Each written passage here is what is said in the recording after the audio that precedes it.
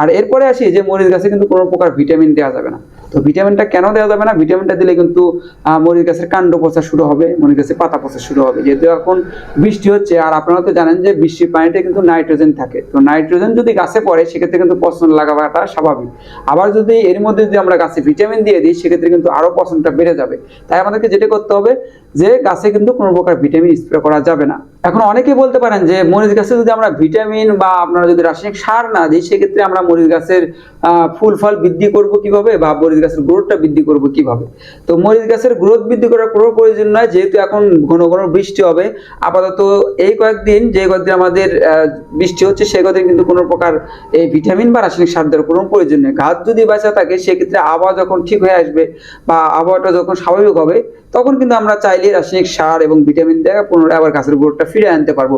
কিন্তু গাছ যদি মারা যায় সেক্ষেত্রে কিন্তু আমাদের গাছগুলো আর ফিরে আনা কোনোভাবেই সম্ভব হয় না।